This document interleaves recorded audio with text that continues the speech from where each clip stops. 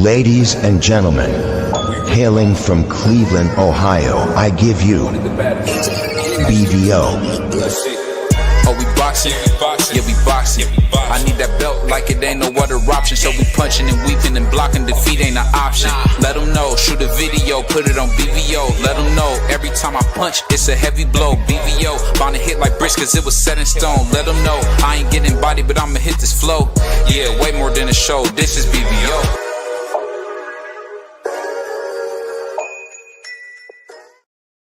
On behalf of BVO Boxing TV, we would like to thank our sponsor, Raycon. Don't forget to grab your Raycon Everyday Earbuds, the perfect bass model for premium sound, with active noise cancellation to block out distractions and transparency mode to keep you aware of your surroundings. They're ideal for your everyday needs. Just visit rayconglobal.com. That's rayconglobal.com and elevate your listening experience.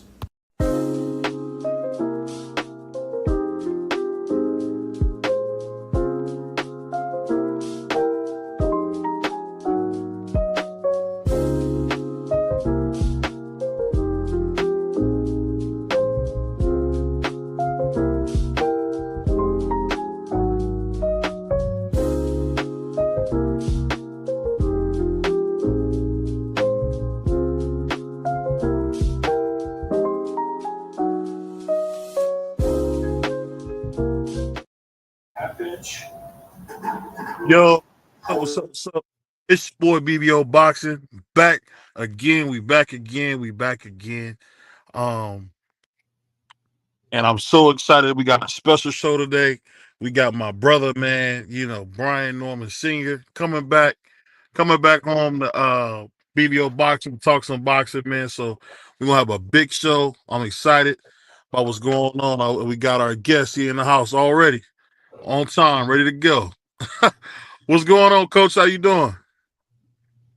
Hey, what's going on, man? Yeah. It's good to see you, man. So we got a lot to talk about, man. There's been a lot of good boxing going on. So I gotta ask you this, man. Did you see the Emiliano Vargas fight? I didn't even heard that. Oh, And see, that was on a Sunday. It was Sunday, right? No, that was on Saturday.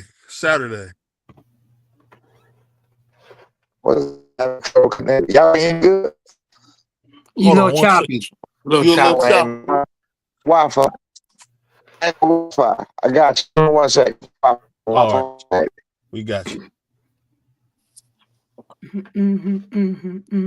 But we know them country boys, man. Don't got no good Wi-Fi, so Yeah. We good now? We good now. Yeah, my bad. I forgot I kept my Wi-Fi off or something else. Yeah, what's going on? So I don't know if you got to see the Emiliano Vargas fight, man. I did not. I ain't see it. No. Yeah, he got beat to death, man. He not You like ain't missing nothing.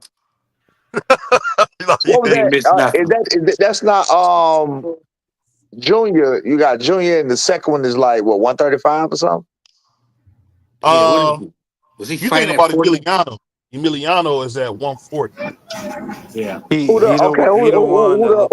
Armando?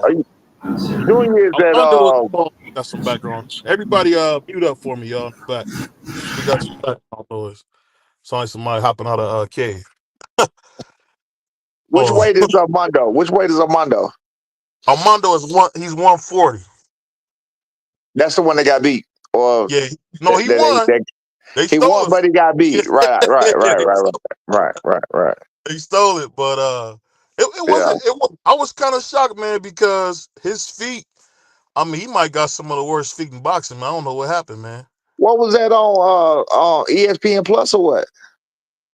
It was on the Zone. Armando fought. He ain't with Top Rank. No, he not with Top Rank. You thinking about Emiliano? Well, I thought both of them. I thought all of them was with Top Rank. Okay. No. But we be seeing them when we be there. I see Junior and Emiliano and the daddy. I figured the other one would be there too. Shit. Okay. I got you.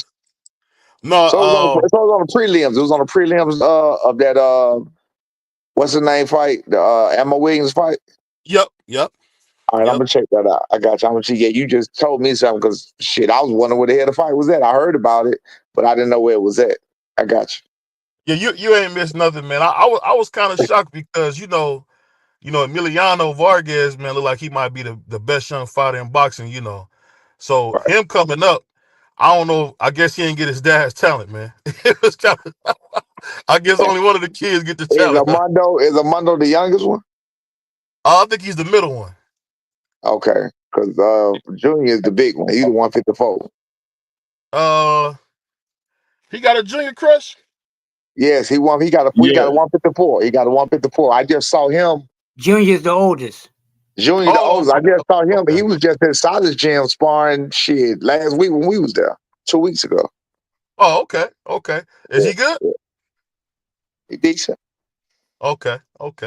Yeah. So we got to ask you this, man. We just seen Gary Antoine Russell, man, put on a show at 135. Man, do you see a fight like that maybe for you guys at 147? I mean at 140. Better yet, my bad. At 140? No, my son at 147. Your son said he'd come to 140 if he have to. You don't want to ask me about 140. I don't want no parts of it. That ain't me. That's what he said. That's my son talking.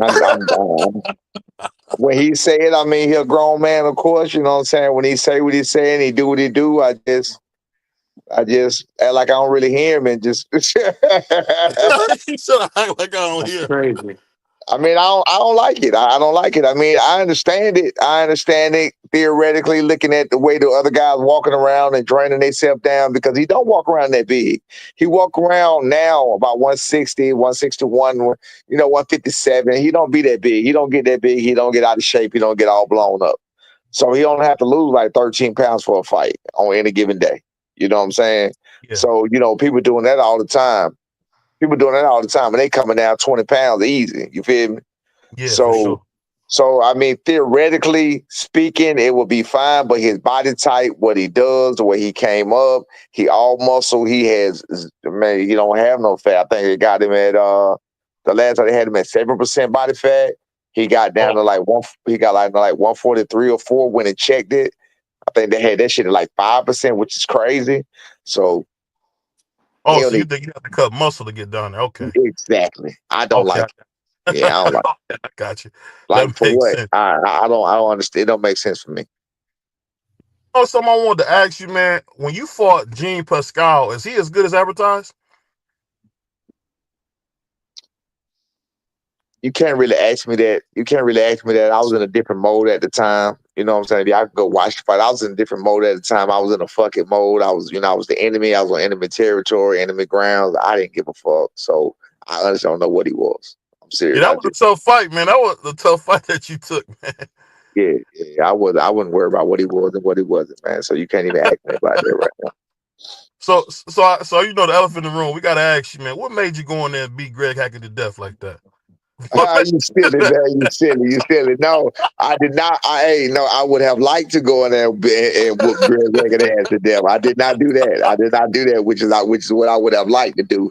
That's funny. I was thinking about that today because I sparred yesterday, and I was thinking about that. I was thinking about that today, and I was thinking about the difference. The difference in because somebody was talking. We was at the gym, and somebody was talking to me. Oh, I did an interview today, and my boy Mark Nash was asking me questions about being in the ring and what I remember and shit like that. And I got to thinking about that. Like, you know what? You got to think. I had a 14-year break.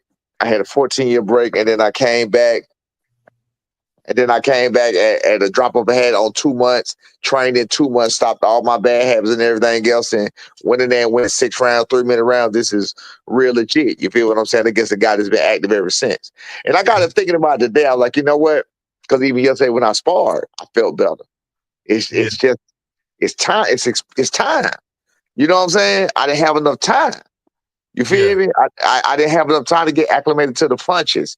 I didn't have enough time to get my mojo back. You feel what I'm saying? Like I had a whole lot of shit I had to go through. Yeah. Because LeBron making 40 look young again, man. So exactly, because listen, and the reason he doing it because he never stopped. Yeah. He never stopped. He never stopped. So, like I said, when I went in yesterday, I have not trained one day since I fought February the 15th. I haven't trained. I haven't ran. I haven't did shit. One day. I sparred yesterday. I felt great. I wasn't breathing hard. I wasn't shit. And I was like, damn, I feel fucking better today than I did. You know? Was you in there Then with any punches at all? So what now? Were you in there with some light punches, or were you in there with some punches? I was in there with some bullshit. But Oh, it's not. But it's not about that though. It's about you. It's about your activity. It's about what you do. yeah, but so, Nah, real talk. I'm telling you, it's a difference. Yeah, it's about you. You know. Again, like I said before, I don't train for them. I train for me. I train for me. I train to get the best, to be the best that I can be. I don't train for what the fuck they got going on. You know what I'm saying? yeah. Yeah, That make a lot of sense. I don't worry about. I don't worry. Yeah, we don't worry about. You can't worry about what another guy got to offer. He got to worry about what you got to offer. You know what I'm saying? So you need to. A fighter needs to progress himself and get his own shit together as much as possible, so that guy can worry about him, and you ain't got to worry about what the hell he doing. Now it's good to know. Go ahead. No, I was about to say, again, we know what the other guy's doing and bring it to the table. That's what the research and that's what the coaching is for and everything else. So we know what's going on, but we ain't gonna worry about it. Bitch, you gonna worry about us. You know what I'm saying? You got to worry about us. We ain't worried about you. So that being said, I want to ask you something, because I know you're going to keep it real, man. You're one of the real ones out there. What do you think about the blatant racism we see in the boxing now? We got Ryan Garcia, Teofimo Lopez. Guys are being openly racist now. Yeah, that's new to me. That's new to me. That's new to me. That's new to me. That was crazy. I saw it after my son last fight. I'm from Georgia. Where y'all from? Oh, Cleveland. You're in Cleveland. I'm from Georgia, bro. I don't know how it is up there. You know what I'm saying? But I'm from Georgia, and in Georgia, the Amigos and blacks, we get along just fucking fine, bro. Like, you know, I got Mexican in me. My great granddaddy was literally full blood Mexican, but that don't even fucking matter. Outside of that, before I even knew any of that, we always got along. The Amigo, we always got along here. So we ain't have no problems with that shit here. You feel what I'm saying? When we went to San Diego, which I've been to California before, I've been to California before many times, man. It was a different world. It was a different world. They do not like us, bro. They did not like us. Yeah, the West Coast Mexicans, man, they racist. I didn't know that. I didn't know that. I'm 45 years old. I'm 45 years old. I was 45 years old when I went, and I was 45 years old when I found that out. I had no fucking clue. I had no clue. They play Tupac, but they don't mess with us. Bro, shocked the shit out of me. I had no clue what the fuck was going on. I was like, what the fuck? And then I started. I was thinking, it was, you know, we fought Giovanni Santillan, which was my last son's opponent. We fought him in his hometown, so I really was thinking it was more so that than anything. You know what I'm saying? So I was like, oh, they don't like us because we fighting their guy. That's how it's supposed to be. You know what I'm saying? Cool. I started reading the comments after the fight, like on all the networks, on everything I saw, and most of it was West Coast shit, which I don't usually get on my side. You know what I'm saying? Bro, black people and Mexicans, both of them being racist and shit towards each other. I was like, what the fuck is this? You know what I'm saying? Yeah, Floyd wasn't lying when they was calling him monkey and all that stuff. Right, I ain't never experienced that. That was new to me. I ain't never experienced that. 45 years, in 45 years, I ain't never experienced that. I know you got a couple questions. Go ahead, Free. Theo. Yeah, no, I was gonna ask you, did you expect what you got from Greg Hackett in that fight, or what did he do something that you didn't expect? I expected everything I had. I expected everything that he did. Again, it's certain things that you can't microwave. It's certain things you can't microwave as much as you want to. I did the best I could do at the time with what I had going on. And again, I don't make no motherfucking excuse. That's why I went into the fight. Never made no excuse, never shit. But you know what I'm saying? Realistically, like, again, I needed more time. Like I said, I needed more experience. I needed more. Like, I felt better in the ring yesterday when I sparred than I did then. That's crazy. You know what I'm saying? I felt good when I got in that motherfucker. I felt like I had some healing time. I felt like I had time. You know what I'm saying? Like during that 2-month process, you got to think about when you going cold turkey. I was in pain. I tore my bicep. I don't know if y'all see me tell you about that. I can tell the truth now because I ain't going through the fucking insurance that had to fight. I tore my bicep the day after Christmas. Y'all the first person I'm telling that. I ain't never told nobody else that. I ain't never told nobody else that on no lie. But I'm gonna start telling the truth now because, like I said, I was trying to put that shit on the fight and get the fight insurance to pay for it. But they some bullshit, so I'm gonna go ahead and do it myself. Hey, I've done that So plenty of times, man. yeah, so you can go check and do your research for yourself, bro. The day after Christmas on an unplanned sparring situation. You got to remember, first I'm going through the chest. I started training the day after Thanksgiving. That was the day my training camp started. We found out the day before Christmas. We agreed to the fight the day before Christmas. I'm sorry, Thanksgiving. We agreed to the fight the day before Thanksgiving. I said, okay, cool. Shit, I go and eat Thanksgiving and we'll start this shit Friday. It was Friday. We'll start it. So the day after Thanksgiving is when I started, man. You talking about pain, you talking about hurt. And you got to remember, I did this for so many years. My mind is set to a certain pace. My mind is set to a certain degree of what I do. You know what I'm saying? I don't half step on shit. So it was painful trying to do it that way. You know what I'm saying? And I had a whole lot of hurt to go through, a whole lot of fucking downtime I had to have from pains and shit. Then I fucked around and the day after Christmas, like I said, an impromptu sparring session I called my boy Tay Jones in for, and I didn't stretch.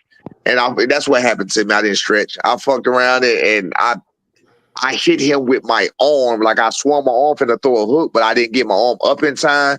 And my fucking bicep popped. In 45 years, never felt no shit. I'm like, what the fuck? What just happened? Like I didn't do nothing. So I looked at my arm. My arm was, the muscle was rolling up like the shit was rolling around like a big ass frog. You know what I'm saying? Did you see it? Like I said, I don't know if y'all saw it. Yeah, that shit fucked up. I have surgery April the 4th, so I'm gonna get that shit fixed. But because I ain't going out like this. You know what I'm saying? So, but anyway, that shit happened to me December the 26th. I'm doing my math, doing my days. That night, and when I went and did some work, you know what I'm saying, the shopping shit, I couldn't lift 5 pounds. I was fucked up, bro. But I wasn't gonna pull out. I wasn't gonna pull out of that fight for nothing. You know what I'm saying? So I did everything I could. Shit, the doctor was amazed at the strength I got in that motherfucker right now. When I went to do the MRI and all the shit for the surgery I got on the 4th, she was like, "This is amazing." She was like, "This is amazing." She was like, "You did a great job in rehab." She was like, I don't feel no pain. I don't feel no pain at all. I told her what was going on. I said, shit. I didn't tell her exactly what I had at because I still didn't want to tell her what the fuck was happening with what I was doing because they don't know what I was doing.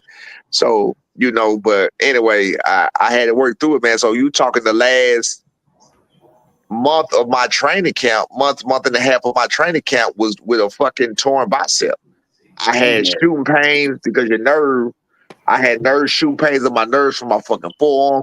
If you notice in that fight, I didn't throw one hook. I couldn't throw hooks. If I threw a hook, it was a half-ass hook. Like I had limited punches. Like I was fucked up. But I knew I wasn't going. I don't take no back seat to none of that shit. And I don't back down from no smoke. And I am what I say I am, and that's why I did it. Your son said about seeing you back in the gym like that. He know. My son know. Okay. He know me. Nah, he know me. He know his dad. I've been through a lot, man. I've been through a whole lot. Like I say, quick backstory. I raised all them motherfuckers since I was 25 years old. I raised 4 kids. B is my 4th child. I had him at 21. So I got a whole fucking life. He know what I made of. I was a professional fighter. Raising 4 kids by myself. You know what I'm saying? Working a full-time job with a single daddy with 4 kids. So he know what I'm made out of. It wasn't no surprise to him. It wasn't. That's why we like when you interview and you say shit, it's normal for us. It ain't shit. Yeah. Go ahead, Freak. So how's Junior doing right now? Is he back in training camp? No, he fight next Saturday. He doing amazing, man. He looking great. I'm excited. He looking better in the gym than he did. He looking a lot better in the gym than he looked before the Giovanni fight. I don't know if y'all caught his last fight or whatever when he won the title, but in the gym, he had a few things. We was talking about this today too, and I can say it now. We had a few things, and when he sparred in Texas and shit, he had a few things where I was like, I was kind of, shaking with like, damn, what the fuck is going on? In certain situations or whatever. But I had a game plan so Trump tight, I knew it wouldn't know when the fuck that this guy could beat him. But we went to Vegas that time with we sparred with Alberto Puello before he won the title, right before he won the title, matter of fact. And what's his name? God damn it, Paul Shakur.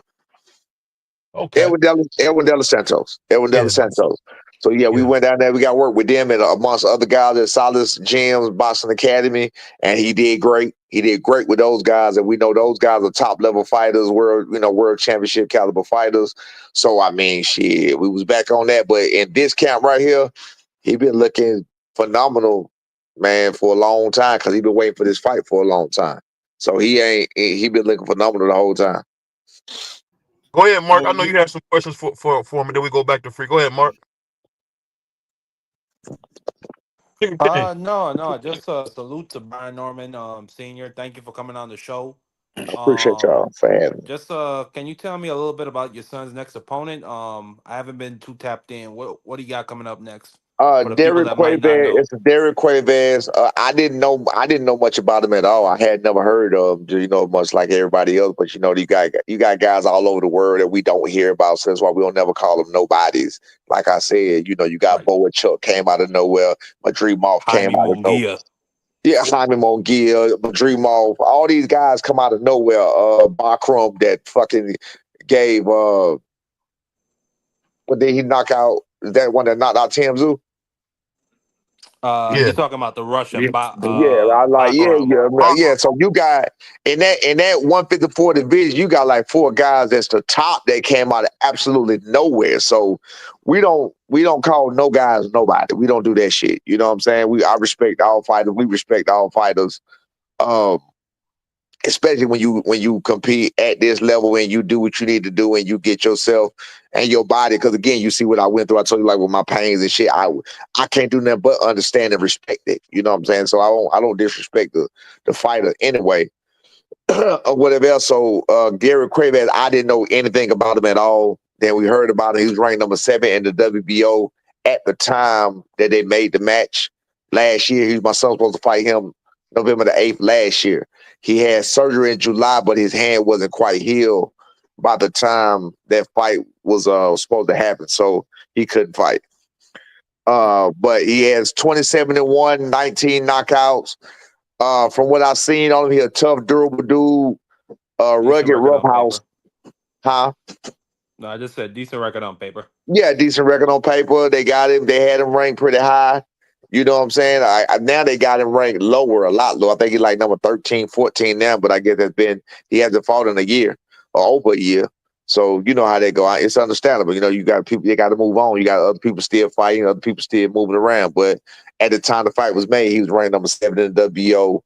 My son, which I think my son was ranked somewhere like number 13 initially when he fought for his title, and he fought the number 1 guy.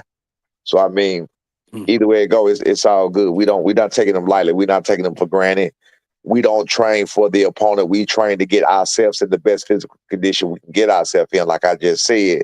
And we train to get our strengths to the best possible condition and position that we can get them in. And then from that point on, it is what it is. The rest of it gonna be in God's hand. He do it.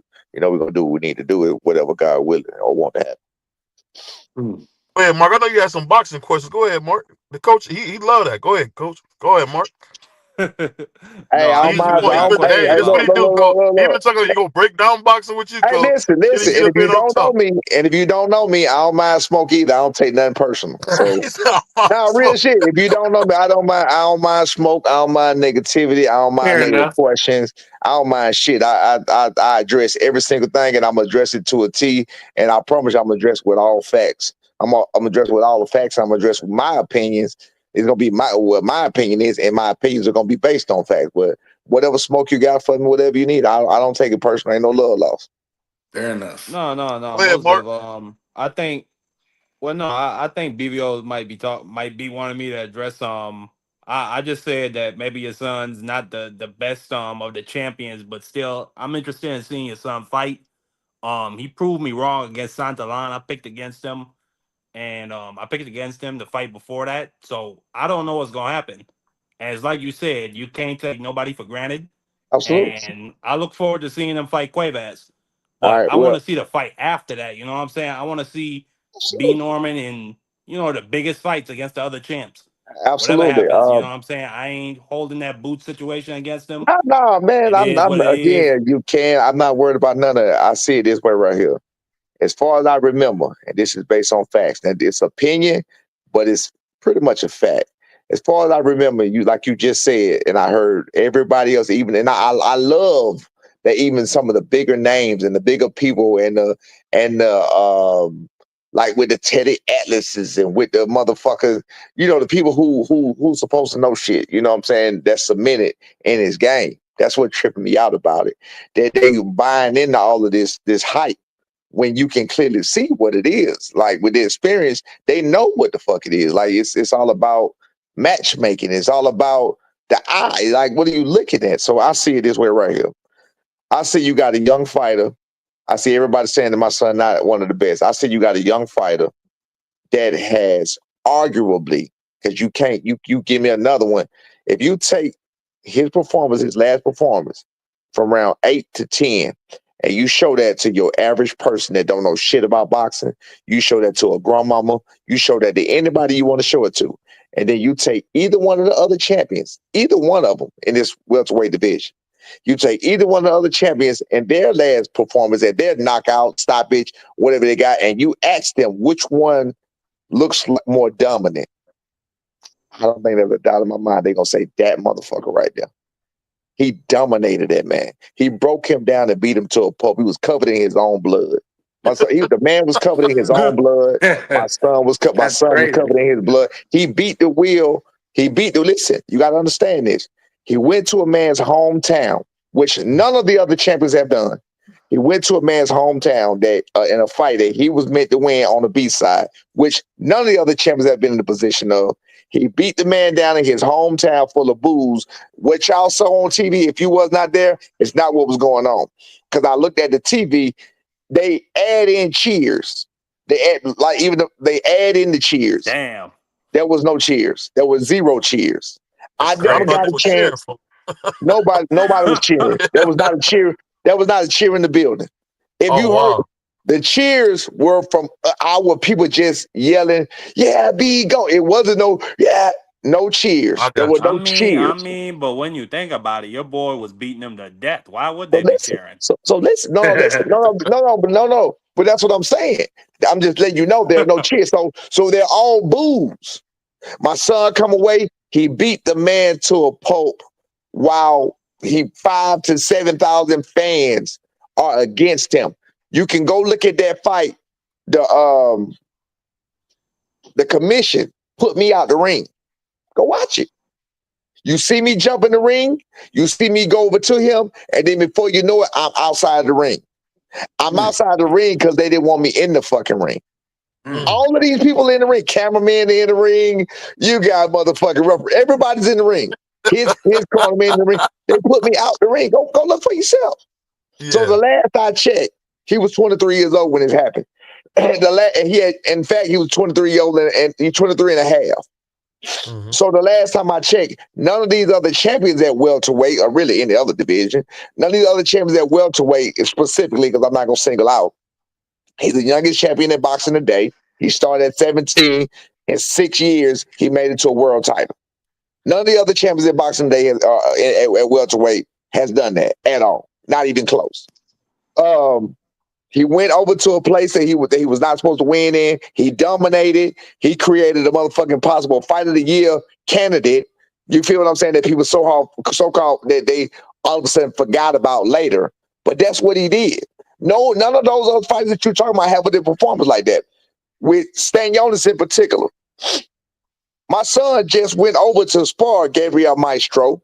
All respect to him, everything else. That was Stanionis' toughest fight.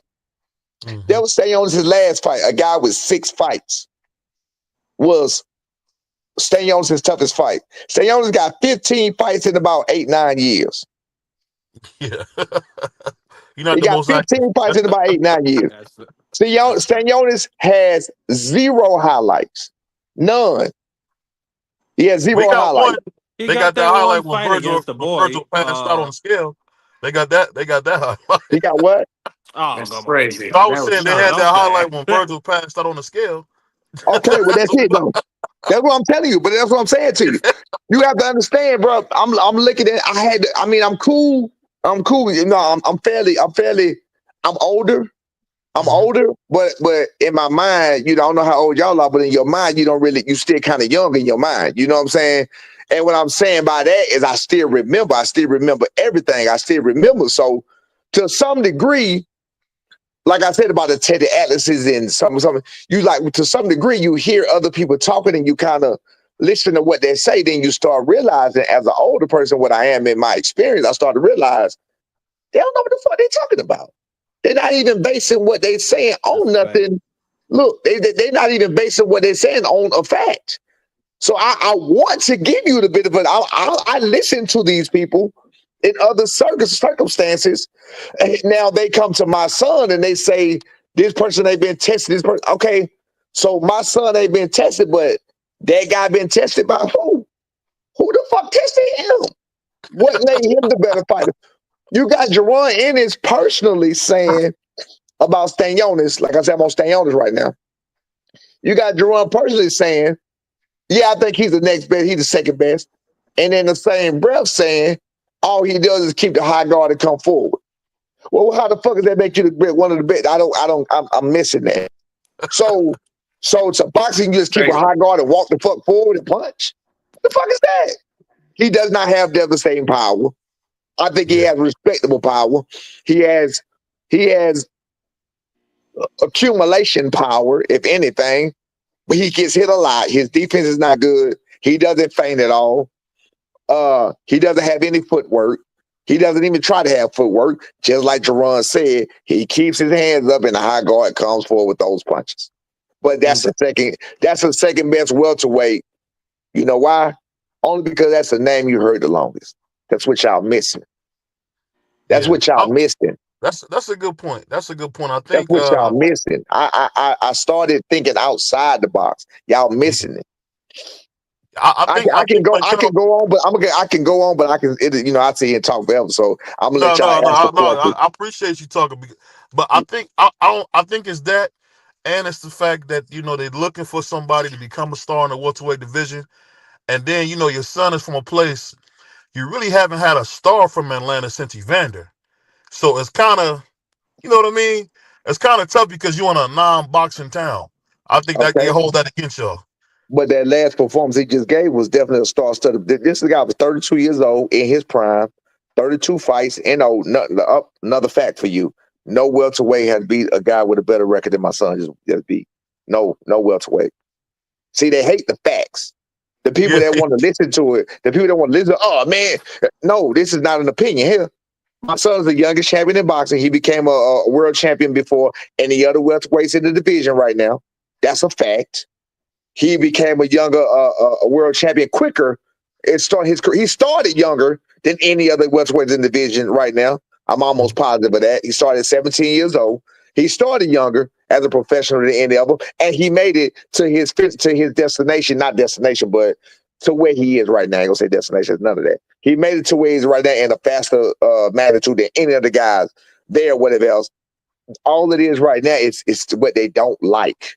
They don't like it because he wasn't beloved. Nobody knew about him. He came out of nowhere. He had his stories of the Crawford sparring. They hated. He had the story of the Tank sparring. They hated. Nobody liked my son. They still don't like him. He just had a stellar performance, and it was a star-making performance. That's what he just had. So now what they want to do after big up in the guy for what he did to Rocha is come back now and criticize the guy and say he ain't beat nobody, he ain't fought nobody.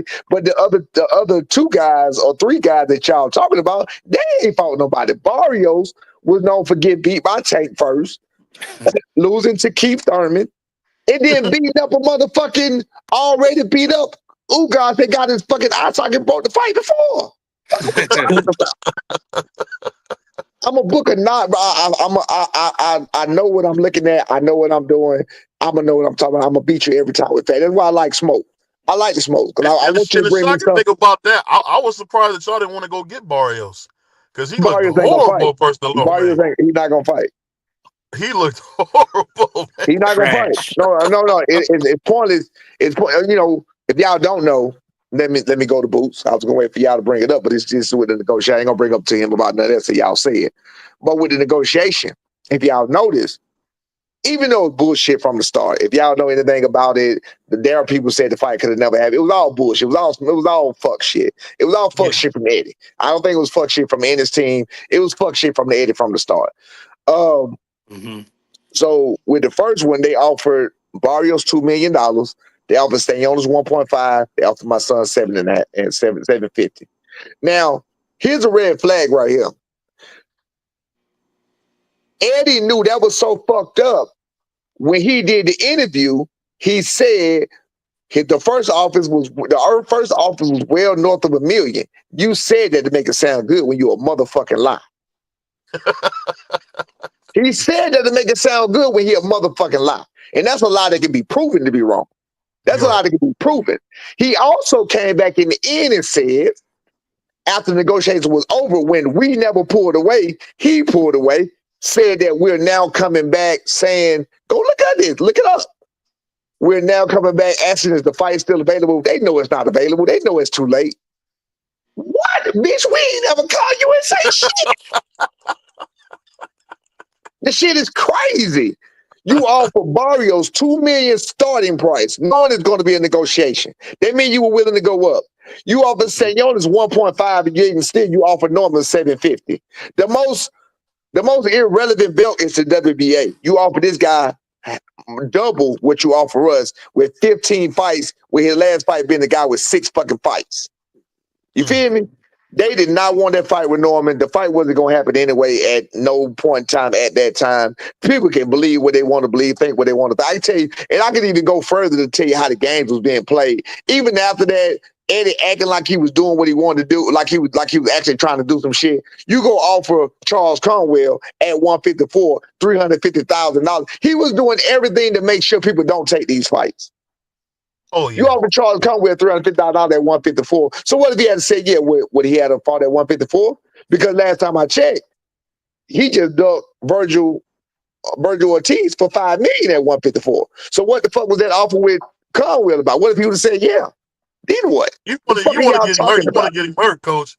Virgil is the I've been said that fight was never going to happen because they had already put in for a purse bid, the date for the purse bid, so y'all couldn't negotiate a fight. Yes, this is bullshit from the start. It was all bullshit from the very start.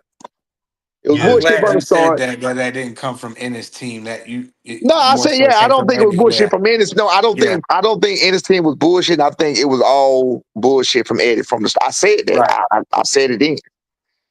Yeah. Hey, Dub, you there? I know you had a couple questions for the coach. Go ahead, Dub.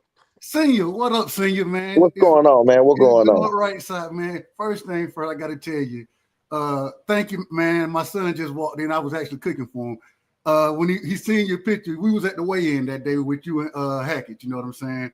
And my son, he said, man, that's the mechanic. That's the one who fought the clown. So, hey, that's man, crazy. That was his first weigh-in, or that was his first time ever going to a weigh-in, and y'all made it special for him, man. He loved it. He loved it. He was there. He was there. Yeah, man, he was right there beside y'all. Tell him I said what's up, man. Hey, so he saw me acting a fool in that. He talking about that. That's the man who had the wrench, right? He saw me cutting up in there. Yeah, goddamn, I'm gonna give it to you. But it was fun though.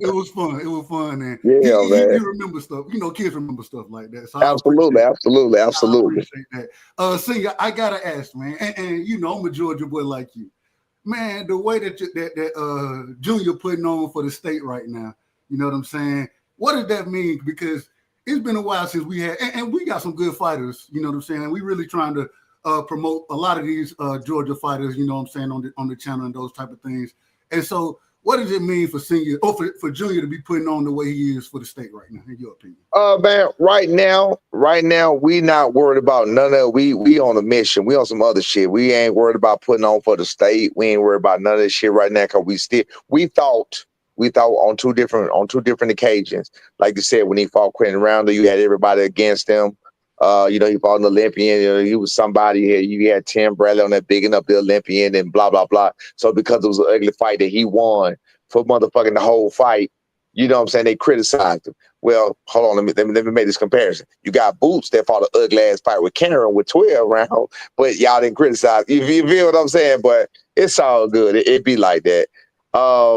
We got a chip on our shoulder. We don't give a fuck about putting on. Of course, that's just a natural thing to do, put on for the city, but we're not really worried about that right now because the city don't show the love it need to show at the moment. So we gonna keep doing it like we do it and get it the hard way because we like to have a chip on our shoulder because that shit don't never drive us. That's all. I ain't mad at it. So we ain't worried about that what you just said. That don't mean nothing right now. The state, okay. All right.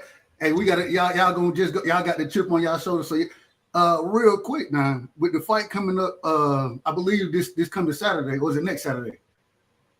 Not this Saturday, next Saturday. Next Saturday, right. Yeah. So, man, give us what do you expect to see from your son in the ring go ahead. Against this guy that he's going to be fighting? Well, that's the thing, because you know what I'm saying, if you look at it again, we look at it this way, like they like to pick and choose when they like to pick and choose. People like to pick and choose when somebody is a nobody and when nobody becomes a somebody. David Avenesian was a nobody when Terrence Crawford fight him. When Boots fought him, now that nobody is all of a sudden, after getting knocked the fuck out and being out of the room for 2 years and taking the fight. Wait, no. These are motherfucking facts. Excuse my friend. Excuse my friend. These are all facts. And as you can hear me talk so eloquently and so fast, you can tell I know what the fuck I'm talking about, and you can research everything I'm saying. So after this, David Avenesian was nobody, and they was picking that Crawford for fighting him for $10 million.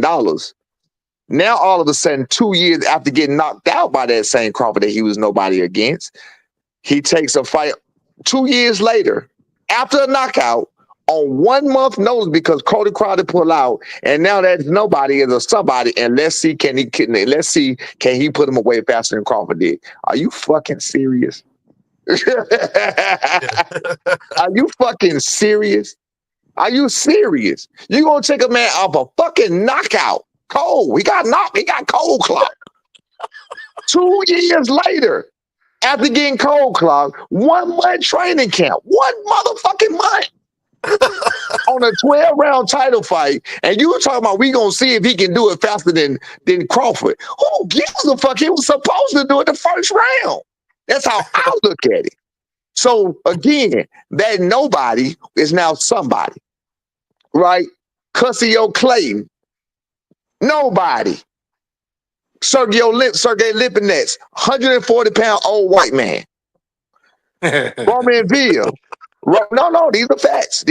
Roman Ville brought in from 140. Go do your research if you don't believe me. You never heard of him before he fought Rashida Ellis. He was brought in to make Rashida look good. He was slow, flat-footed, Mexican. Rashida fast, athletic. It was put there for Rashida to look good. It was put there to put Rashida on the map. Rashida was supposed to do what Boots did. He did not do it. He dropped the ball. You do not know Roman Ville before that. He was a 140-pound fighter. Okay, knocking out nobody, nothing but bums. You did not know him. So now you take him and you put him on a Tank undercard where everybody's got the eyes on Tank, and you put him against Jerron Ennis. Jerron Ennis take this flat-footed 140-pound Mexican, and he does what he's supposed to do to him. Now Roman Ville is now somebody. Now Roman Ville is somebody. Well, wait a minute. When the fuck did he become somebody? When he arguably lost to Rashida Ellis, you had some people saying he won, lost, whatever. You feel what I'm saying? Like, he's not a good fighter. You know what I mean? I'm not dissing him, but he's not like a great fighter. He's not somebody, and you ain't seen the motherfucker since. So you take all of these people you're talking about, All these, that's why I say they pick and choose when they want to make nobody somebody. My point for saying what I'm saying is we're gonna do the same thing because we notice that the list can go on with what I'm talking about and with different people. We notice that it's not about who you're fighting. The fans just want to see a good fight and they really just want to see a knockout and they want to see a beatdown. You know what I'm saying? Like you even take what Edgar Berlanga just did. That dude had a fucking whole spare tire around his motherfucking waist. You feel what I'm saying? And that motherfucker been locked up for him. Like what the hell was that? But Edgar Berlanga got props from a lot of people for doing what he did to him. And he did do what he was he did what he was supposed looked horrible, man.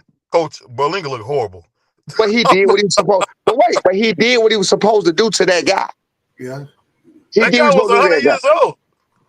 He wasn't that old. That's what I'm Nah, he saying. wasn't that old, BBL. Man, But that's my point, though. He did. No, that's my point. He did what he was supposed to do to that guy. So now what we looking to do, we got an opponent, 27-1, 19 knockouts.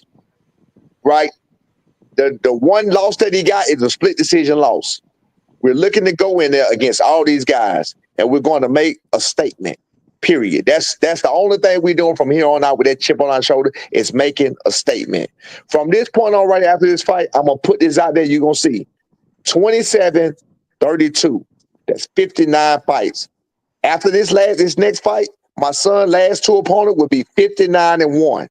Jerron Anderson opponents will be 35-2. Some shit like that. Some weak ass shit like that. The last two fights. 59-1 and 30-something. Like, come on, bro. What the fuck are we talking about? They playing games. Sing it. It seemed like y'all want that smoke with Boots, man. We want it bad. We want it bad. We want it bad. And I done heard, you know, we now with the new individual Turkey and all this other kind of stuff.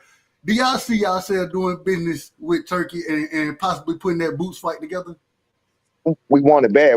I mean, whether it's Turkey, we looking if Top Rank do what they supposed to do. And again, we're not counting on nobody. I'm not signed with Top Rank, so I can say what I want to say. Right. But if Top Rank do what they supposed to do, which we've already talked to them about it, it's a possibility we could do a joint venue and make it happen together. That way we ain't got to worry about some of the problems we had on the last go round.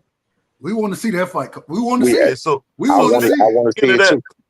So speaking of that, Coach, man, I got. You know, he's one of the biggest haters in the world, man. My man is Scholar, Boxer Scholar. Go ahead, Scholar. I know you got something, man. Yo, B. Norman, I'm officially jumping on the bandwagon now, man. I don't need to be losing no money out there now. I'm a fan. Hey, I want to see y'all. Listen, man, I want to see y'all beat the shit out of goddamn Boots, man. I see who ducking, man. You ain't got to explain nothing. I see it. He don't even want to fight T.O. No, listen, how Boots the monster, but everybody calling his fucking name out. Everybody calling the name, and exactly. Everybody calling his fucking name is bullshit.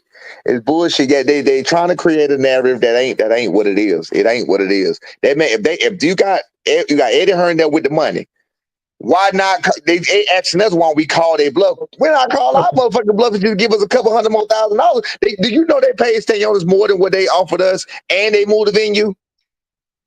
Wow. They gave Stanionis more than what they offered us at the end, and they moved the motherfucking venue. So say you didn't want to make the fight with my son without saying you don't want to make the fight with my son. That's how I hear it. They didn't want to make the fucking fight. Yeah, I see it, B. I already know what that is. Stanionis ain't been in the ring since what? Errol Spence card. And then he struggled against Southpaw because his best weapon is the jab. His best weapon is the jab, so it's a stylistic. Man, listen, I know what I see, man. They don't want no parts. They don't want no. And listen, you said something. I would listen to an interview. You said when my son was younger, I got all the quit out of him. Right, that's and when he was fighting, we're trying to quit out. That's what we do. When he was fighting, B, it looked like he was gonna fade. I said, "Oh man, the dude for to take over the fight." He got stronger. I know exactly what you're talking about now. I know exactly what you're talking about. I appreciate you. Listen to me, dog, bro. This real talk, all bullshit aside. I appreciate you having an open mind, unlike the other sheep. That's clearly. No, it's like really, bro. People are clearly following shit that, like, bro, when you just open your motherfucking eyes, I'm pointing you right at it. I'm pointing you right at the shit. You feel what I'm saying? If you open your motherfucking eyes, you will clearly see it. You feel me? Like, come on, bro. These guys are fighting 140-pound fighters. These guys are fighting limited fight. They're doing it for the public. They're doing it for the untrained eyes, and you got the guys with the trained eyes being fooled. That's why I'm like, bro, what the fuck going on? Hold on. Wait, let me say this. I was fooled first too because I wasn't looking for it. I gotta say, I wish I could send it to y'all. I watch YouTube all night, every night. I was watching YouTube last night, the guy Derek Quavis and my son fighting, and you know how sometimes another video would just start running. You know, another video just continue on. Another video started. It was like drawing, and so it was like about 15, 20 minutes. Y'all, you can Google it. About 15, 20 minute little section on Deron Ennis and, you know, what he been going through and what happened. What I mean by going through is like, you know, signing with Eddie and, you know, and people not having a hard time getting fights and, you know, the shit that went on with my son. I started seeing highlights that I had never seen before. Do you know that nigga hit everybody low? Everybody. When y'all get a chance, go back and watch him fight. He hit everybody on the belt line. Every last clip that came across that motherfucker. I said, well, goddamn. He hit every last person I saw, even in the highlights. He was hitting them on the belt line. Thomas Delorme reached behind. Huh? I say he's notorious for that. For hitting them on the belt line. Thomas Delorme reached behind the head, hit him behind the head. I think that's what he's gonna do to Stanionis. Because I was watching Stanionis guard against Maestre. The way he keep his guard, he tailor-made for Boo's punches behind the head. He tailor-made for. He coming forward. He right there. He got his hands up. All Boo's does is, you know, Greg Hackett did it to me. Greg Hackett kept doing it to me. What he would do was he'll throw the overhand, but he would throw it so long. He's not aiming at my head. He would throw it so long, when I catch it, it was slammed down on the back of my head. These niggas playing games. And you had to take a break in the middle of the fight. Niggas playing games. I'm telling you. Yeah. Open your face. People just stop and open their eyes and look at it. I can't make other people physically do what you see. You go watch Thomas Delorme replays and the highlights. They won't watch that fight. They show that knockout highlight, I think, twice at the end, and that's for a reason. And you're gonna hear somebody say he hit him behind the ear. No, nigga, he hit him behind the head. Go watch it. Cussio Clay. I think they showed it one time. Go see. You know how when a fight ends, they show the highlight over, and especially if it's a knockout. They're gonna show that bitch over and over and over. Well, see here, and he caught this, and then he turned. You know how they do. You know how the commentators do. They did not do this shit. Showed it 1 or 2 times. Go look.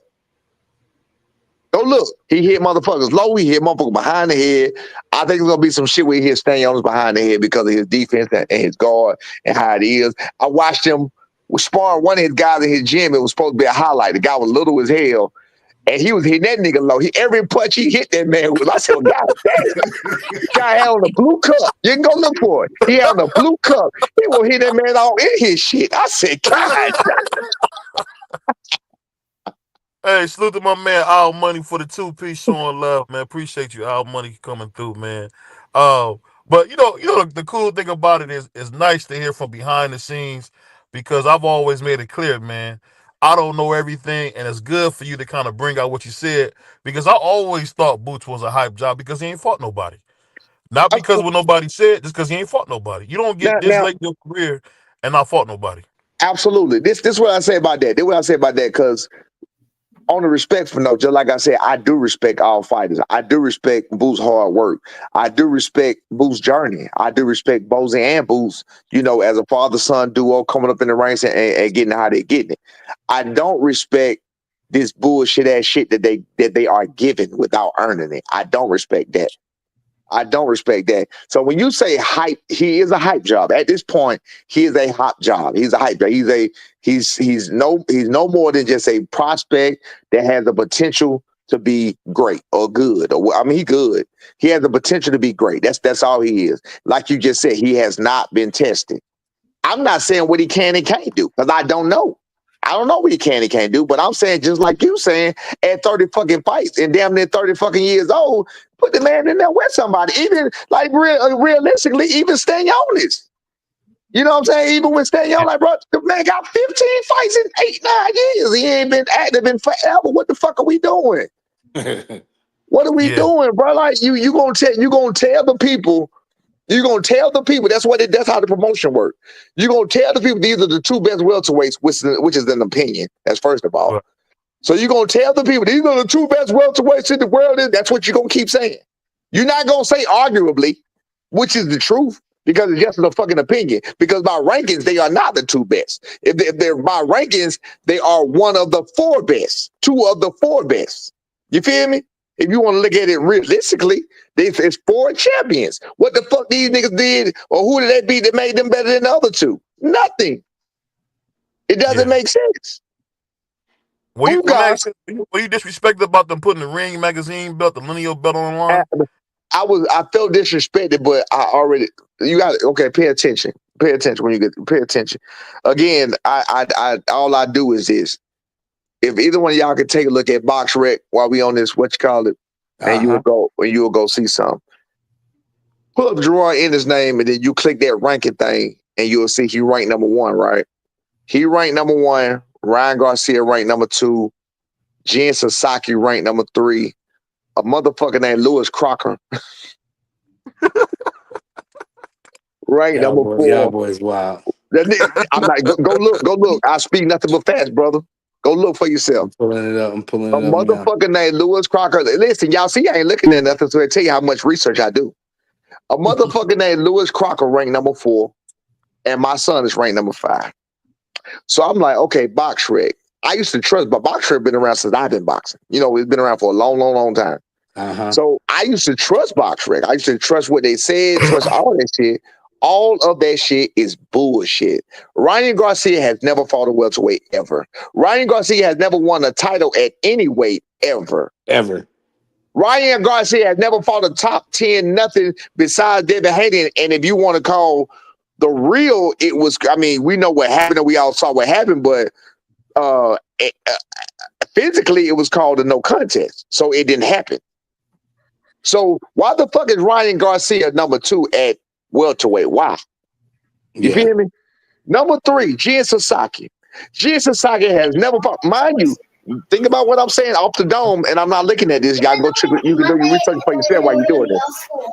I'm looking at it right now. You ain't lying. You ain't lying. Yeah, Jen Sasaki has never fought out of Japan ever. Jen Sasaki has never fought out of Japan ever. Jen Sasaki got knocked the fuck out. I'm not looking at anything. I'm looking forward. 19-1-1. And he got knocked the fuck out with that one. Do you see that? That's crazy. Don't look at look. This is what you want to do. This is how I roll.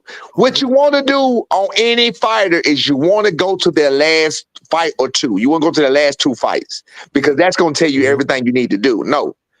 People do step-up fights, not step-down fights, right? Right. The last 2 fights gonna tell you what you need to know. Go click the last fight that Jen Sasaki had. Tell me where the fuck he ranked at. Tell me how many stars he got. Tell me who the fuck he is, and tell me where he fought at. Hey, they fought in I don't know what the hell they Kotaku in Japan, right? Yeah, somewhere over there. All right. A 2-star fighter. What's his record? 2-star fighter. 2-star fighter. And he was 29-14-3. And he fought a Rancho Cucamonga. Jen Sasaki ranked number goddamn 3. He fought a Rancho Cucamonga. Oh man, crazy. Come on, man. What's going on with Listen, man. Hey, listen, man. My job here, it gives me something to do, so that's good. Give me something to do, so that's good. I got plenty to do. I got plenty. Look, y'all see what I do. Y'all see I'm a scholar at that shit, right? I'm a scholar at that. So it give me plenty to do. So I research, I look, I this and that. Blah, blah. I got a lot more for you. All right. So with that right there, you see, Jen Sasaki don't deserve to be where the fuck he at on the rankings, right?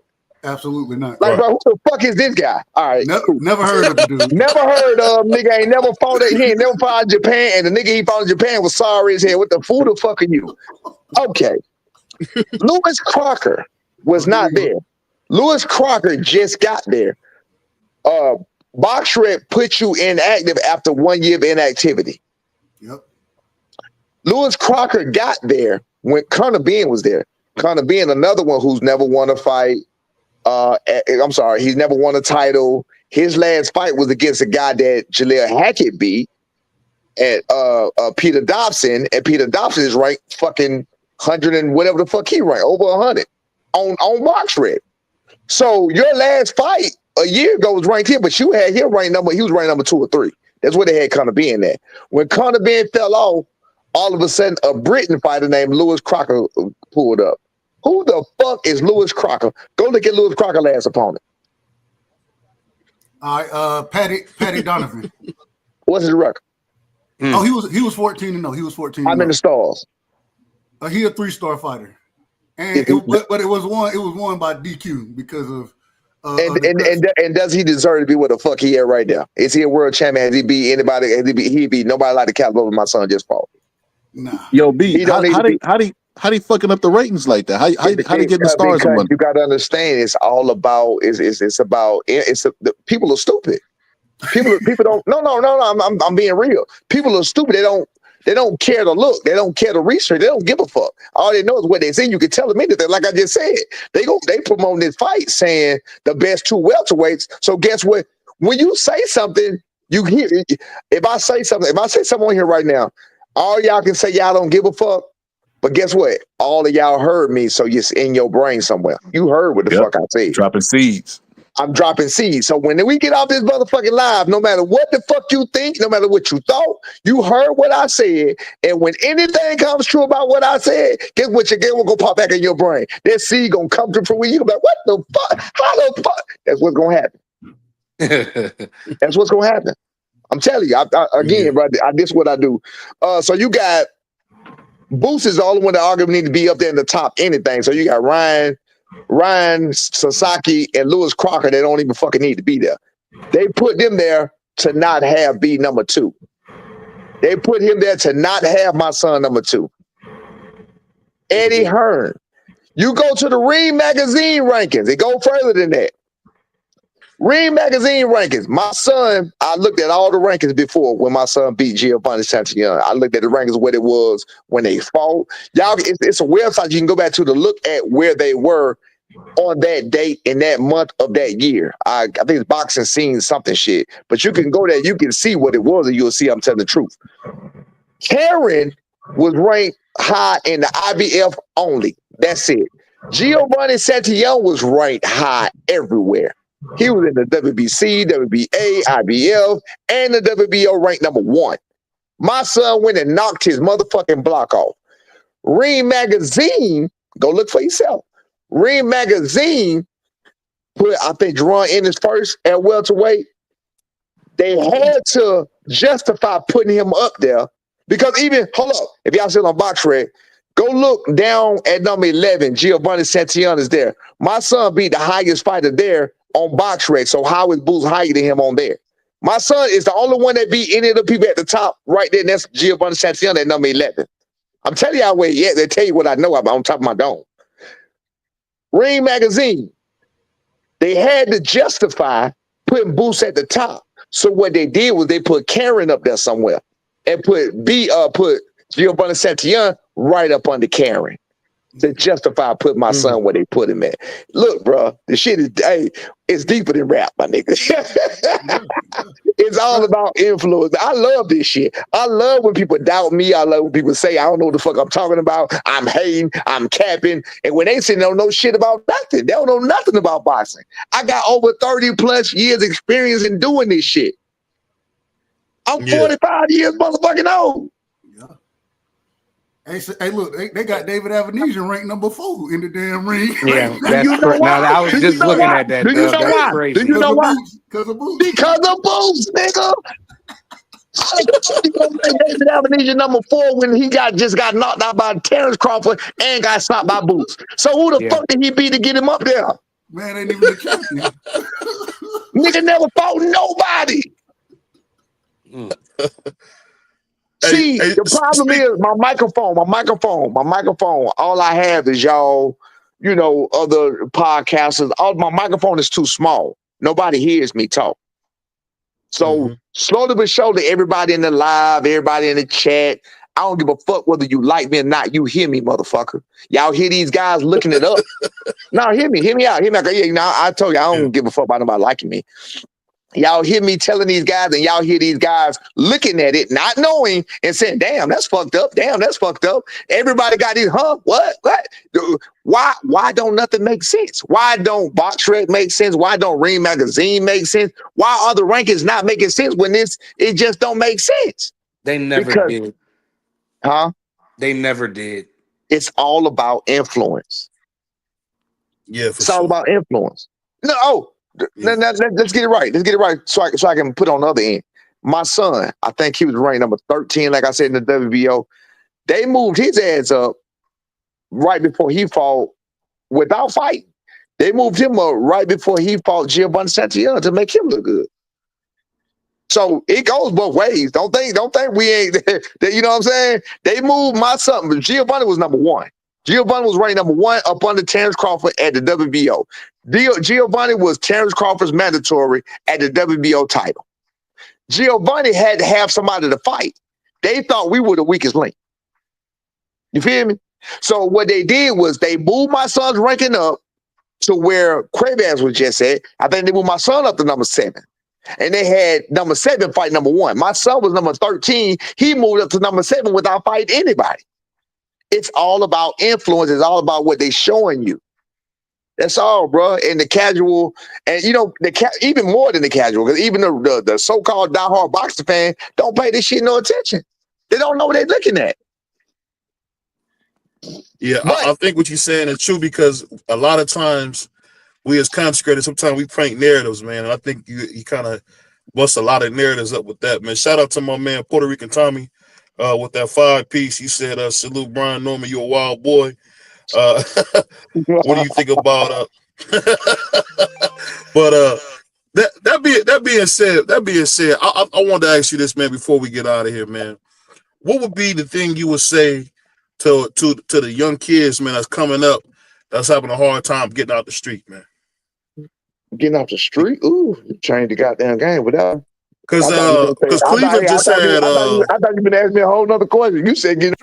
No, man. You know, I got to bring it home to you, man. Because in Cleveland we have already we got 100 murders, which is unprecedented. I mean, 50 murders. It's unprecedented for our city, and a lot of these are black on black crimes. So I'm just wondering, what would you say to that young man that's out there in the street, man, trying to get his life together?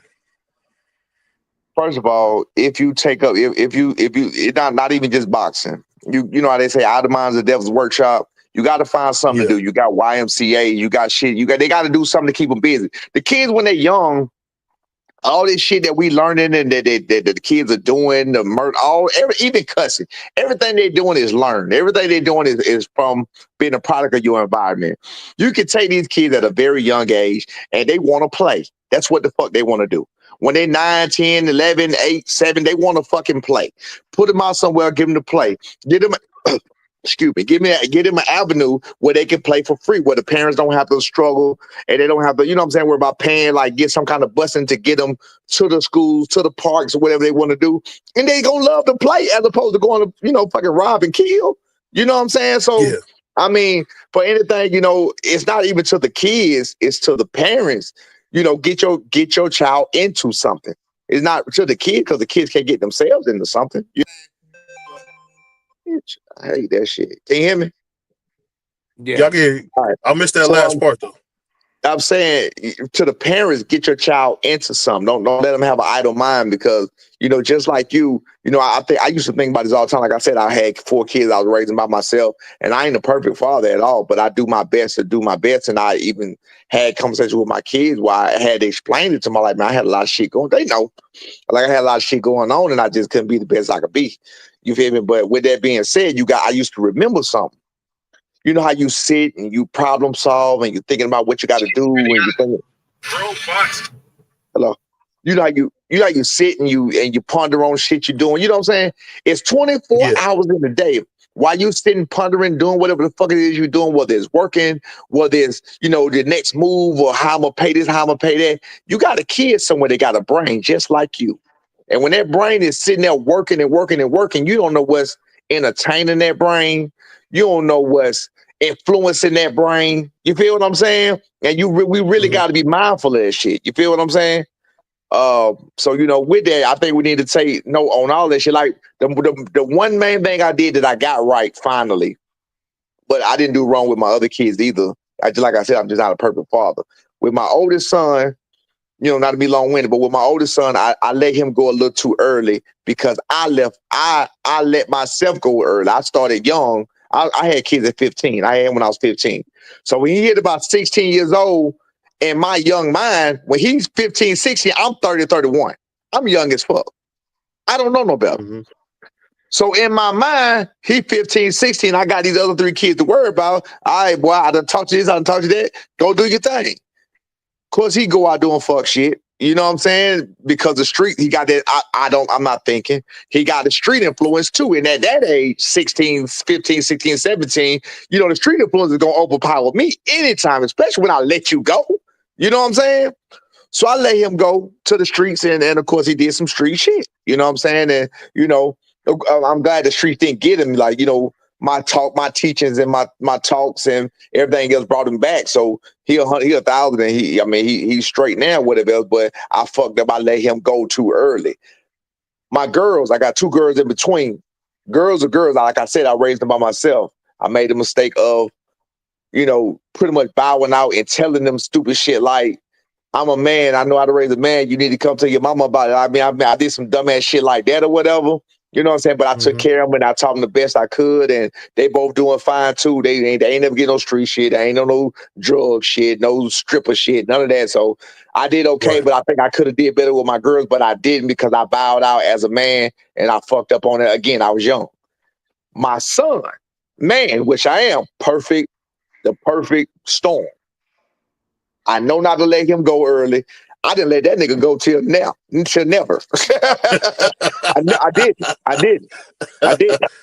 I didn't let him go till never. Like you see me with him, you still see me with him. He wanted to move out real early. I think he finally moved out at like 21, 22. Like I'm like, bro, wow, like why you gonna stay here? You know what I'm saying? Do this and do that. Like I kept him under my wing as long as I possibly could. I taught him everything about everything, so nothing would be a secret. Nothing would be a surprise. So when you see it, and my oldest son tell me this too, that they still hear me talking to them like they think, what would my daddy do? You know what I'm saying? And I can appreciate shit like that, but you gotta stay on them and you gotta stay busy. And your kids, like they say, they don't be their friend shit. You their first friend, you their first love, you their first everything. You have their brains in your motherfucking hand. Keep it there. Keep it there as long as possible. Mold it, lie to them, tell them when I say lie to them, tell them, not lie to them, brainwash them, tell them all good shit. Give them the good things, yeah. Give them all, don't lie to them. Tell them all the good shit. Tell them all the good, everything good, everything good. The more positivity you speak, the more shit they're going to receive. They're going to receive it, and you put the energy in the air, and the energy in them is going to be positive. You got these kids that's on the street. All they hearing is fuck you and fuck that bitch and fuck you and get the fuck out of my house. You know what I'm saying? From their parents and shit sometimes. You feel me? So you got to, on your end, if you can, you want to speak positive because they already get enough fucking negative being in the community that they in. The real thing about you saying that to me that's real impactful is I remember I had a parent and I was blessed to have both my parents, and my parents were young when they had me, and I had my parent tell me, and I'm not gonna say it because I don't want to hear their mouth, but they said I had to learn how to love myself so I could love you better. And I think what you just said about your oldest son, man, that's commendable to actually say, you know what, hey, dang, I could have did better on that. Let me do this, let me do that, let me do this, and get that better result. So hey, kudos to you on that, man. Hey, Free, we got my man TD Sports wants you to read this comment. Go ahead, Free, go ahead. No, he wanted to know what you think about Rohan Polanco. I keep hearing about him. Somebody, Tim Bradley, said that shit to me in a fucking in a YouTube chat or some shit like that. Like, Top Rank trying to say, I took it as, that's where I took it, because he be knowing shit I don't know about the Top Rank shit. We welcome it. When he said it, he was like, Rohan Polanco said hello. Bitch, who is Polanco to us? We don't give a fuck. You know what I'm saying? So I did go back and research him, and I seen him, and I would love that fight. He coming from 140. You got these guys that's like Tio, that strong fighters at 140 and everything else, but you coming up here with a smoke at, so we'll give it to you. We'll give him all the smoke you want. We love it. We love it. We would love for Top Rank to make the fight and think we're gonna lose again. We would love it. Speaking about Tim Bradley, he ain't reach out to you after your fight. Oh goddamn weird, Tim. Now listen, You can't listen to that Puerto Rican. He crazy.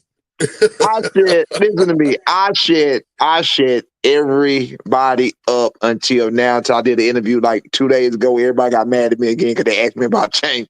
But I shit everybody up for the most part. One crazy motherfucker from Ohio. He was from Ohio too. I can't say. He was. After I fought Greg. You know them Ohio niggas be out of order, man. They be out of order, man. Hey, hold on, Doug. You out of order. He the only one. He the only one. Hey, one Ohio nigga. I gotta tell y'all this, bro. I couldn't believe it. Listen, bro. Listen. I'm listening. One Ohio nigga jumped in my inbox a day after I fought Greg. Nigga, I'm gonna fuck you up or something. I thought he was from Philly. Like I thought for sure. I clicked on it. No. He said, I'm Ohio nigga. I'm gonna show you what a real Ohio nigga. Ohio? Nigga, what? Why you?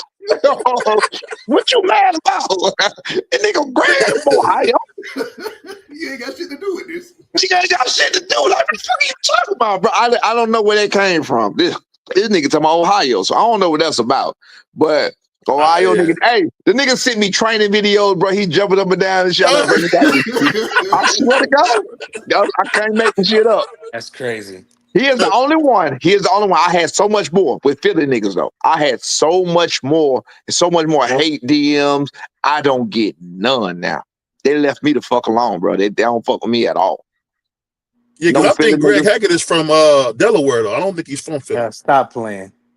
Them niggas, hey, look, them niggas is not in my inbox. Them niggas, hey, that was a hate by. You got a few of them in my inbox that were talking so much shit that's saying they said congratulations a couple times, but they put all the rest of them pretty much rather just disappear than come to say anything. Like they all disappeared, but they was all in my shit. Greg gonna be shit down your leg. They was talking crazy, man. They was like they were like kids. They were like kids and shit, man. I'm like, y'all, they was just saying crazy shit. We gonna snatch your honor. We gonna take your honor. Your honor is on the line. Nigga, what are y'all niggas talking about? I'm a grown ass man. You gonna take my honor, bitch? That sounds crazy, man. These niggas was crazy, bro. They was wilding, man. That's what I'm telling you. That's why I didn't want to go fight in Philadelphia. These niggas was crazy, bro. These niggas, I was like, these niggas. Yeah, I'm gonna snatch your honor. I never heard that one, man. That sounds kind of diabolical. Bro, these niggas was crashing out, man. I'm like, damn, bro. And then at the fight, them niggas were acting crazy than the motherfucker at the fight. Listen. Again, I went to smoke, but I understood a long time ago that I'm human, and I ain't got time. I can't see bullets that ain't coming from. You know what I'm saying? I can't do nothing about all that. I ain't in all that. I realized I could die, motherfucker. You know what I'm saying? So, hey, because that Luke Cage, man, that's a scary thing for the black man. They made that nigga Luke Cage. We ain't bulletproof, man. Right. Hey, Luke Cage was my nigga. They shouldn't have. I like that shit. They shouldn't have killed you. They bringing that back in June. They supposed to bring that in Daredevil back. I heard in June. Oh, that's what's up. I love you. On Disney Plus. I ain't goddamn my life. What's his name? The niggas be on Living Single. Black Lightning. Black Lightning. Yeah, I like Black Lightning, but it went a little too crazy for me, though, man. They give us great value. Everybody had to be gay and stuff. I couldn't watch it after that, bro. Everybody stop watching. They do that, but hey, look, they do that shit on everything now. Like they got to find a gay scene everywhere. Yo, B. Norman, they get a white man with a shield that can beat up everybody and go toe to toe with Thanos, and we get a nigga named Black Lightning. I don't like that shit.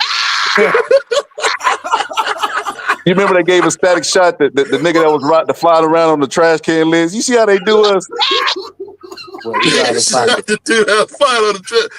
name? Static Shock. Yeah. Yeah, that was my dude. They got rid of Virgil, didn't they? I think that was his name, Virgil. But you want to hear something real, B? You want to hear something real, bro? This how you won me over, B. First, I don't remember who y'all was fighting, but it was a like an internet thing between you and another father-son duo on Mark Nash channel. I don't remember the other dude's name, but that's when I first caught wind of y'all. You know what I mean? And then your son won that fight. And I was like, all right, he on my radar. But I try to do like the old school people. Old school people gonna put the obstacles out there, and the fighters can overcome the obstacles. That's what make them great. Nowadays they do it in reverse. They give it. Boots is the greatest of all time. They comparing this dude to Roy Jones. You're like, Crazy, what is y'all doing? Crazy. Right? Yeah. So then I kept following y'all, and I was like, I look at fights that y'all going in like with what was his name, Giovanni. Yeah. Giovanni. I'm like, oh man, that's a dangerous fight. I was like, I ain't even gonna lie. I don't think B Norman's son. I don't think he gonna pull this one out. He went in there, and it was an exciting fucking fight, back and forth. He knocked the motherfucker out and squat on him. I said, oh man, I'm a fan. Then I talked to you on BVO's channel. You told me stuff about like Boots with his knees bent and take time to unlock. You was noticing a little bitty thing. I'm like, oh, so he preparing for him.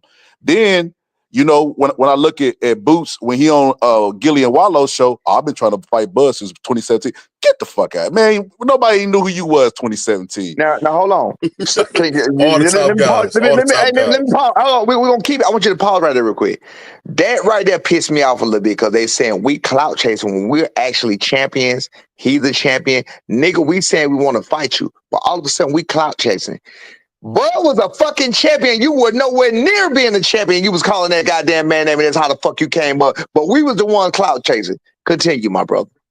Not to mention, I heard, now, sparring is sparring, but I heard your son was getting the best of Bud. Now, I can't confirm nor deny, but the mere fact that he was willing to get in the ring with him before he was champion, got to get a man respect. Because Boots coming nowhere near the man. He ain't even, Bud's name is like Candyman to Boots. You ain't even saying the man's name. So now we fast forward to here. Negotiations done fell out and all that other stuff. I looked at the fight with Karen, right? When Boots was fighting Karen.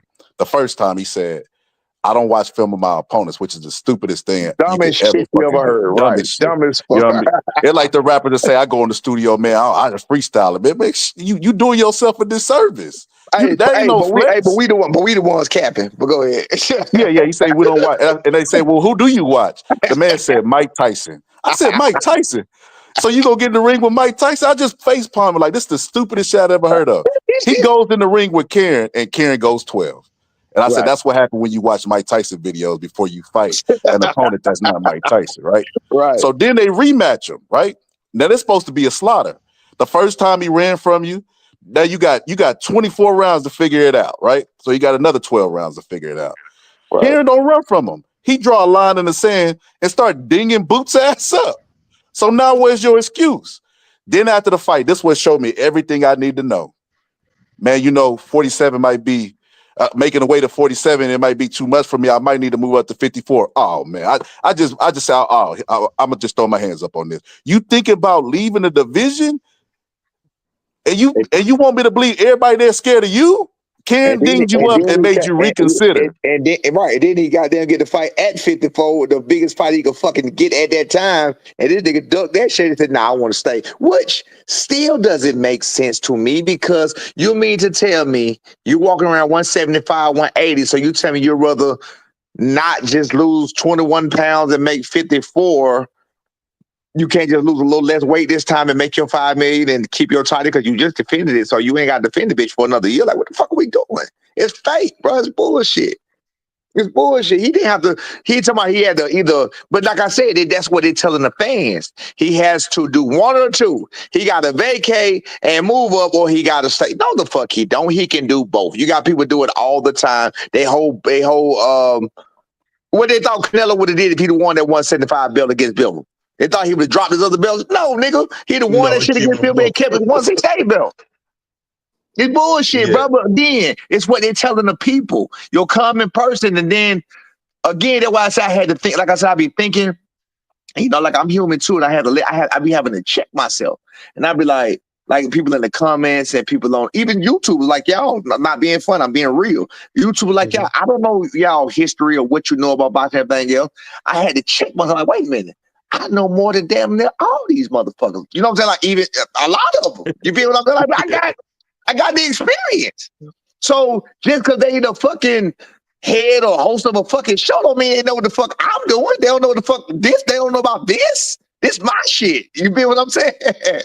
So Yeah, for sure. I had to realize that. I had to realize just because the nigga was saying that. You know what I'm saying? Like, one motherfucker, just hold on, y'all gotta hear this shit. One motherfucker, they may hear me and know who I'm talking about. I ain't gonna say your name though. They won't be my people. I did an interview with Greg Hackett, and me and him and Greg Hackett was on the same live. This nigga, I told the nigga I was already coming down on my weight. I was coming down on my weight without trying. I'm at 205. The weight is 200. We was like 3 weeks out, 4 weeks out. I had 5 pounds to lose. We get off the live. I go back and I listen to what they're saying when we get off. This nigga say, yeah, I'm gonna have to lean more towards Greg Hackett because I mean, them 5 pounds, man, he got to lose, getting up that 5 pounds and being that age. Bitch, what? In 3 weeks? In 3 weeks? Bitch, what? I got BVO name written all over it. That was BVO you talking about. Stop playing with me, bro.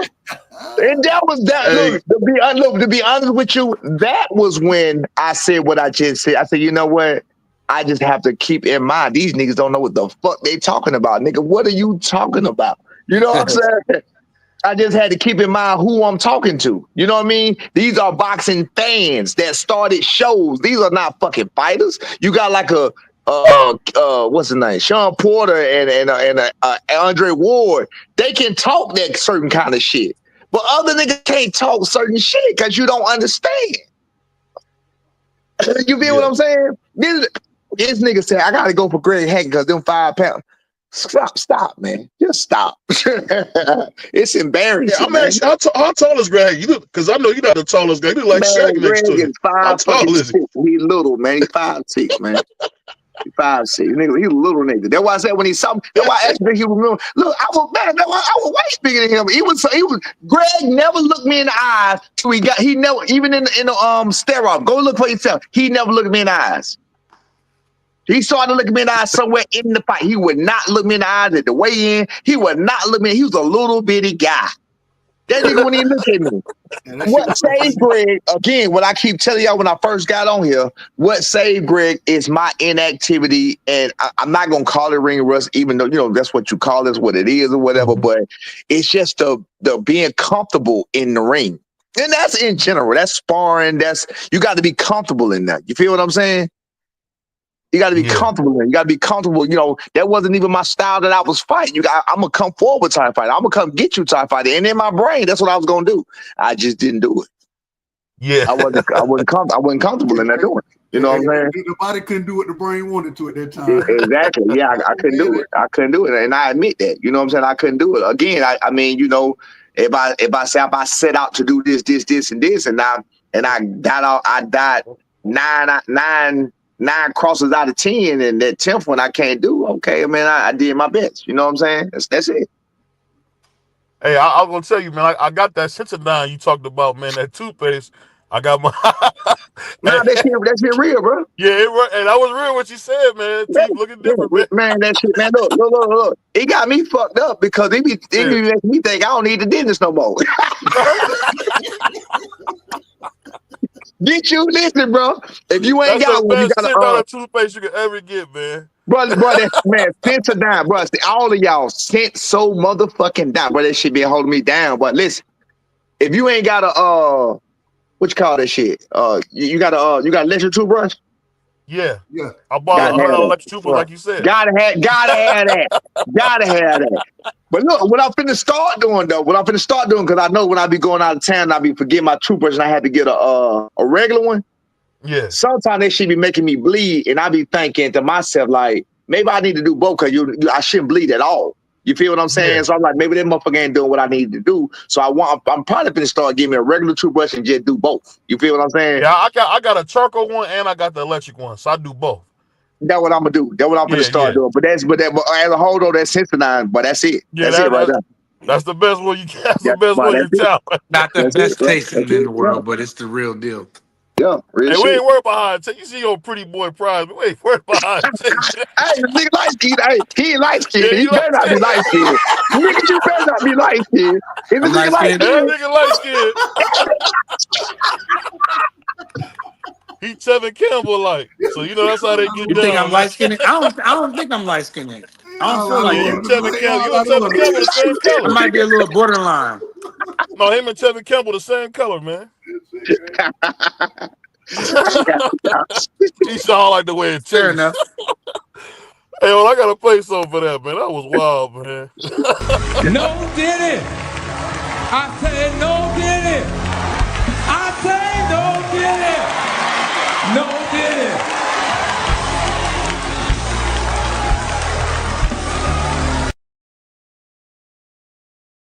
You know, every time you come up here, Thank you man, for we that. have a good time, man. I appreciate you, man. So For sure. you gave me some good clips tonight, man. And you know, I'm gonna call you in a couple months, man. We're gonna have you back on, man. I appreciate you.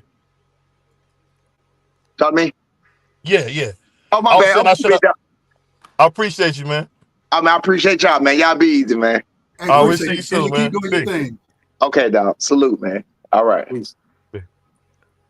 Hey, I love interviewing my man B Singer, Yeah, man. That's that some nigga, fun. that boy funny as he's funny as all, boy. Bro, y'all should have seen him at the fight, bro. That shit was so funny. That nigga funny as shit. I'm out B there. Norman. Y'all go ahead and cuss. My man B Norman cuss from the gates. Hey, I B love Norman it. come We out can that be swinging. ourselves. Like, He you come see how out loose I am motherfucking over right here? out the back. Right out the back is motherfucking. Right out the back. Right out the back. Hey, he like Uncle Roger. Most motherfuckers don't know. Or like that nigga, y'all just see that nigga Vernon Maxwell on interviews? Hey, Vernon Maxwell, oh funny my than a god, motherfucker, man. Yo, he need his own shit, dog. Everything is motherfucking with him, boy. Everything. Oh yeah, Man, you know. this Hey, motherfucker Prime, right you have to call you here, Edel Nut, man. That's what we're going to have to call you, Prime Edel Nut. I don't know what that means. Go get my Gatorade. Yo, that's Randy What you Moss. can't That's call Randy me Moss though and is Edel Nut. you can't He call me said, go broke. get my. You can call me anything, but you can't call me broke. Remember that Hey, shit. I like that, Prime. That brother said Stop saying. that toothpaste You tastes saying? nasty. Know what I'm saying? Hey, Can't call me BBO, I'm gonna broke. be honest with you. That's Stop the only playing. part of the interview I wasn't feeling, man. Because back in my day, we ain't use shit, man. We just used we used to get some limbs and some pickle grass. Country boy, we don't do all of those Sensodyne ass shit. That's what's wrong Nah, with that y'all. Sensodyne, Y'all don't that eat shit, that shit, McDonald's no that more. shit Y'all that ain't got work no though, calluses Solid. in your. Y'all ain't got no That shit damn just calluses in your nasty as bones. fuck Y'all though, my soft. nigga. That shit nasty Man, as fuck. it's coming from the dude that work a Spectrum cable, man. Who Get work a out of here. Spectrum? Brother, You that's a like I work a dangerous job. Spectrum? Brother, I'm just that's a messing with dangerous my job, man. brother. You like I work a Spectrum? Brother, don't you job shame me. That's a dangerous Yeah, I job, brother. motherfucking call That's my a ceiling, job, nigga. shit. You gotta work at Spectrum, nigga. Quit playing with me. Stop playing with me. Hey, we ain't talking about you, Calvin. We messing with I know Scholar, you man. can't be talking about me. Can't be. Prize, Yeah, you we see how know. you We try to know. job shame me, brother? That's a dangerous job. That's I'm crazy. scared of heights. First off, at least I'm facing my fears. He still got that red hat like Jax from Mortal Kombat. It's a Browns hat, punk. that brown hat trash. Hold on, fool. This is a season ticket holder hat. Man, Hold that on. shit Yo, trash. They stealing money from you at this ever point. since Don King caught a body, y'all been walking around with y'all chest out. I think I might have to come down there and shut down y'all only factory. He said what?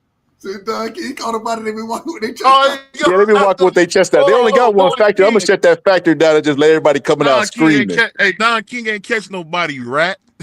I'm sorry, Hey, you brother. a rat. Hey, listen. First off, BBL, we not finna do that because we heard about you. The reason Big U got picked up. Oh yeah. That's crazy. Hey, all I can say. You still on the run? He a fugitive, ain't he? He's still on the run. Yeah. That BBL nigga know his run. Hey, location. that He nigga's waiting on for the money to go up. No, Big, you really on the run? Are you joking? Yeah, yeah. No. I just read something. I think they caught him. At 60? No, I don't think. I just seen the interview. No, he definitely did the race though. Hold on, let me grab my other phone. At 60 years old? That's crazy. BBL, did the race, though, that for dude sure. is stupid, bro. That dude is dumb, man. His son just went to the NFL. And then he got a nephew that was doing bare knuckle boxing. He's just dumb. Like, bro, he got every opportunity to get out the game. Yo, they said that that he was pressing Shaq and Draymond. I ain't click on the video though. Bro, it's crazy. Hey, bro. but The feds said we but done looked at his interviews and everything, so we looking for his ass. Man. Shout out to B Norman, man. Oh shit, we still live? What? Hold on, you breaking up. We live. A lot of you breaking up, BVO. You out of order. that Yeah, that man Boxer Scholar said, man, I like it when B Rob or B Norman come on. We can cuss. What did he say? He said, I like when Brian Norman Sr. come on here because he said BVO let us say bad words. Nah, they didn't pick him up. Yeah, that nigga definitely doing the race though. That nigga, he on the run. No, but yeah, he definitely doing the race. Because one thing I will say, I'll holler at B Normal. They Hey, said man, Wack try not to told cut on us. him. And the suit, hold on 1 second. And then the first thing come out of him, motherfucker. So as soon as I heard, I said, oh. Hey, a real country nigga, man. Real country nigga. Hey, are you going live tonight? Say it again. Are you going live tonight? Yeah. Matter of fact, we're gonna cover a lot of what singers just said as far as Boots and Junior go. So we're gonna cover that tonight as well. You had me up for 4 hours last night. Hey, tell me that wasn't no good. Tell me that wasn't no real shit, bro. No, I went after your live. I mean, after you cover as much as I was like, I said, you know what? I gotta go watch it because you kept stopping. I was like, man, I gotta go watch this joint. Man, I went. I'm sitting there. I'm like, man, I'm supposed to be asleep, but I couldn't sleep because I was watching. I'm like, now, one time I was watching Dub. It was late as shit, dog. I swear to God, I woke up the next day. I went and did some shit. I came back. I clicked on YouTube. It was them niggas still was cooking. I was like, God, bro, that shit was like 11 hours. Dub, I don't know how you did that one, brother. 11 hours. I'm gonna watch that the was other crazy. the documentary that you was talking about yesterday. I'm gonna watch that one too. But I was stuck on that daggone the Lost Cities. I was stuck on that. It's crazy work, man. It's crazy. We gotta pull these things out, man. We gotta have these type of conversations in the community. Yo, we still live, yo. We still live, yo. Yes, sir. We live, man. Well, I done said some cuss words, man. Yeah, it's all right, man. We got a pass today, man. B Norman done opened up the gates. We got a motherfucking pass. I'm sitting here smoking this shit. I'm all online. Now, what's in this? You out of order. That's all I can say, man. You out of order, man. You out of order. Hey, because I ain't gonna lie, man. Shout out to my little brother, Marky Dan. Marky Dan, if you say beat to death again, man, I'm gonna smack you in the head with a football, dude. Stop saying that, man. You see, I don't say out of order. I play the drop. So if you want to say beat to death, play the drop of me saying it. Don't say it, man. Don't say it. Play the drop of me saying it. Marky Dan says that more than you. I don't know how. Damn. That's a bunch of bullshit. There you go, right? Y'all talking about my dude from Detroit, man. May he rest in peace, man. Hey, RIP to the great one, man. But great brother.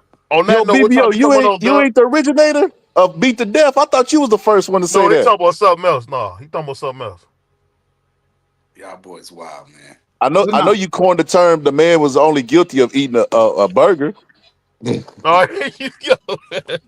Hey, you my brother, I love you, man, but you talking too crazy, man. On that note, what time you coming on, Dub? Man, 11:30 as always. We'll be live tonight, and we'll be cooking on definitely this interview.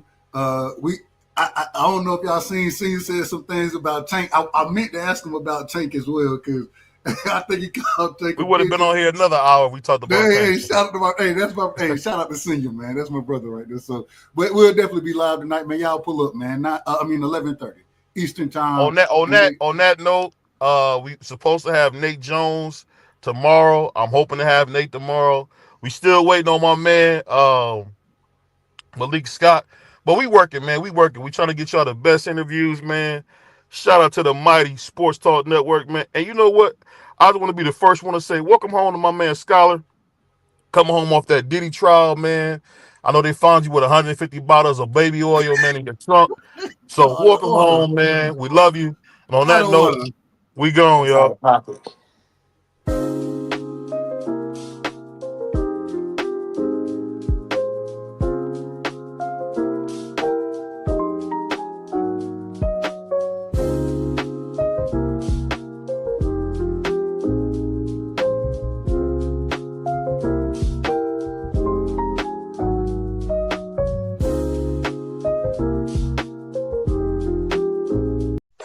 Ladies and gentlemen, thank you for watching BVO. And if you're down with BVO, subscribe and join the community. Have a great night.